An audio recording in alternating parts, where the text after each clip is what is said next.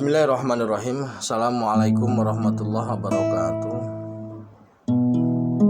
Maha suci Allah, segala puji dan syukur kita panjatkan kehadirat Allah.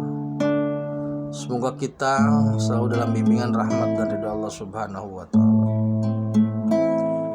Subhanallah walhamdulillah astagfirullah wa Allah. Allah Akbar.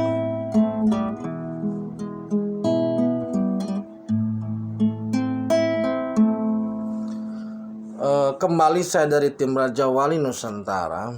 Kali ini kita akan membahas terkait dengan hal yang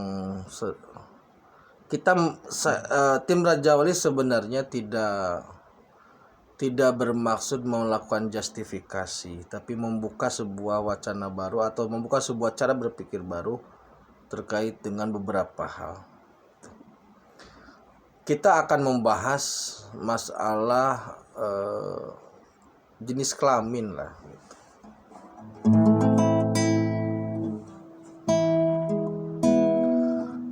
Ini terkait dengan status identitas. Jadi pada prinsipnya sebenarnya ruh itu tidak ada kelamin, tapi kemudian ketika Allah tiupkan ke jasad atau ke fisik, maka kemudian terikat dengan hukum yang ada. Nah, maksudnya begini saudaraku, Allah Subhanahu wa ta'ala itu mengidentifikasi hanya dua. Yang pertama laki dan yang kedua perempuan. Jadi kalau tidak laki ya perempuan. Kemudian dalam fakta di lapangan atau fakta realitas di dunia itu ternyata ada yang namanya khunsa. Khunsa ini kalau di tumbuhan hermafrodit ya, jadi bisa membuahi diri sendiri. Tapi kalau di manusia mungkin bahasa lebih pasnya interseksual. Bukan transgender sebenarnya, tapi interseksual. Unsa ini. Jadi unsa ini ada ketidaksempurnaan sebagai laki-laki maupun perempuan. Maka pada saat dia puber atau pada saat momentum tertentu, si khunsa ini harus memilih apakah dia condong lebih ke laki-laki atau perempuan.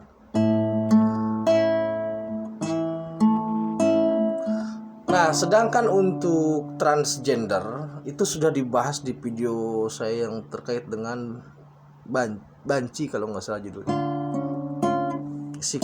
Sikap tim Raja Wali sudah dibahas di sana. Nah sekarang seandainya ganti kelamin gitu aja bahasanya supaya lebih lugas, walaupun agak vulgar tapi ini harus jelas. Bagaimana menghukumi orang yang mengganti kelamin? Jadi begini saudaraku, dalam diri manusia itu, insan itu tersusun dari biologis, psikologis, akal, nafsu, dan ruh. Nah, biologis dan psikologis itu urusannya syariat. Jadi biologis dan psikologis urusannya syariat. Terkena dengan hukum syariat, seperti halnya wudhu gitu, harus membasuh muka, tangan, dan yang lainnya. Nah, sedangkan rasa, akal, dan nafsu atau rasa yang tersusun dari akal dan nafsu itu urusannya dengan tarekat atau torikoh, jalan atau tirakat loh bahasa lainnya. Itu dunianya metafisik.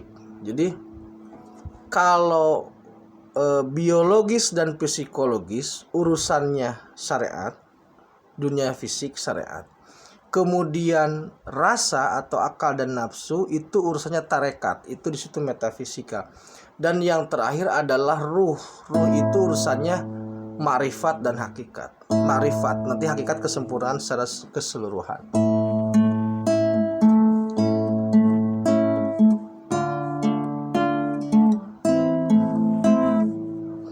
Bagaimana jika ada orang yang mengganti kelaminnya? Menghukuminya bagaimana?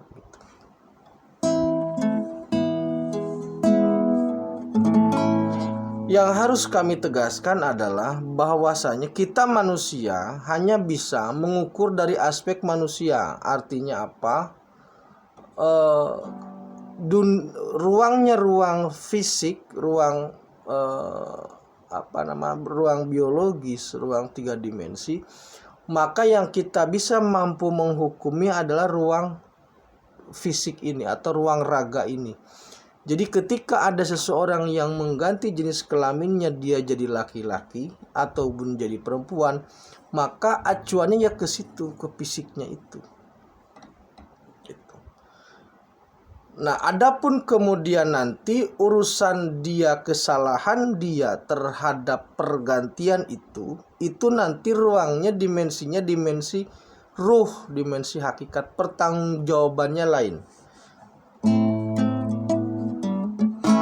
Seumpama ada orang yang terlahir sebagai laki-laki, kemudian dia mengganti kelamin dan meninggal sebagai atau sudah berganti menjadi perempuan. Bagaimana cara mengurusnya atau cara mengurusi jenazahnya? Maka menurut kami tim Raja Wali, mengurusnya dengan cara perempuan. Kenapa? Karena dimensinya fisik. Syariat itu fisik. Untuk urusan nanti dia kesalahan dia mengganti kelamin, itu urusannya, tanggung jawabnya ruh. Itu nanti urusannya di dunia sana. Itu urusan Allah. Kita tidak mengambil, tidak memiliki hak menjas, tidak memiliki memponis sesuatu yang di luar kapasitas kita sebagai manusia. Nah, kalau sekarang seseorang sudah mengganti kelamin dari laki ke perempuan kemudian meninggal, yang laki bingung bagaimana memandikannya karena risih, yang perempuan pun bingung, tapi lebih dekat perempuan karena memang bentuknya sudah perempuan. Itu sangat masuk akal karena dimensinya dimensi syariat. Syariat itu fisik. Syariat itu fisik. Tapi kan syariat ada urusan dengan Gusti, iya, tetapi kita tidak bisa mengambil porsi atau tidak bisa mengambil peran Gusti untuk memponis hal itu, nggak bisa.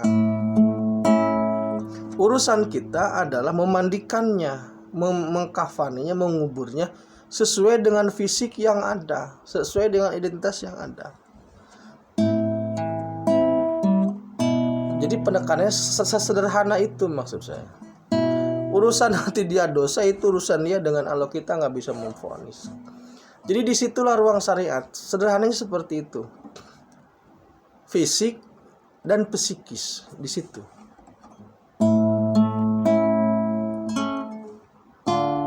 Maksudnya psikis apa? Ya kalau seperti halnya kita sedang sholat ya. Sedang sholat kan kadang-kadang ragu-ragu. Ini rakaat 2 apa 3, 2 apa 3. Nah itu kan ruangnya psikis. Yang sedang sholat raga tapi psikis juga ikut sholat. Artinya apa? Psikis di situ bisa menentukan ulangi atau dilanjutkan. Nah, jadi dalam ruang syariat, yang dilingkupi oleh ruang syariat adalah biologis dan psikologis. Nah, sedangkan urusan lain itu urusan Allah. Ruangnya bukan ruang syariat. Jadi jangan menghukumi jangan menggunakan syariat untuk menghukumi di luar kapasitasnya, gitu. Maksudnya seperti itu. Nanti offset.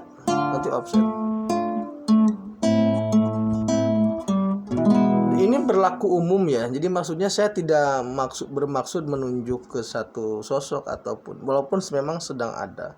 Ini berlaku umum supaya membuka cakrawala berpikir baru bahwasanya syariat itu cakupannya biologis dan psikologis. Tidak ada syariat yang bisa mengukur sholat seseorang diterima. Tidak ada. Kalau sah secara sah itu bisa karena physically. Seperti halnya umpamanya orang sedang sholat kentut, itu kedengaran karena itu dimensinya masih terkait dengan fisik. Tapi kalau diterima dan tidaknya, dosa dan tidaknya, itu bukan jangkauan syariat.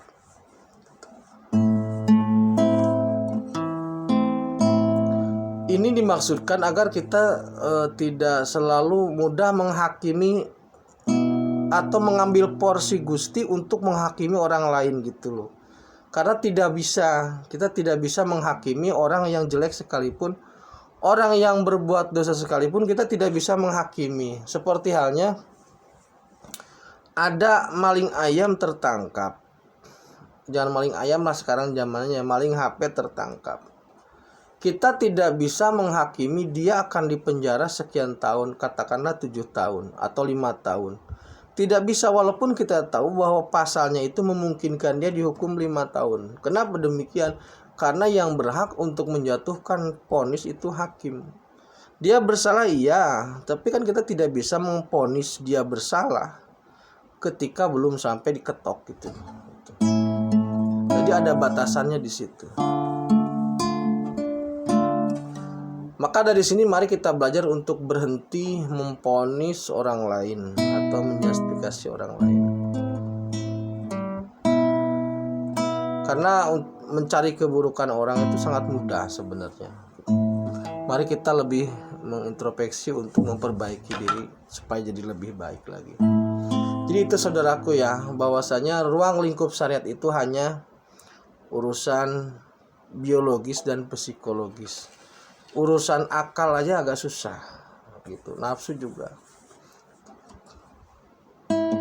Nah, jadi yang lebih real itu untuk syariat itu di biologis dan psikologis.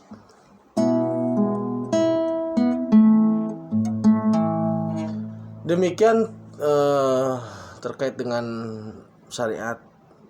Semoga bermanfaat. Tetap tingkatkan iman dalam amal soleh. Assalamualaikum warahmatullahi wabarakatuh.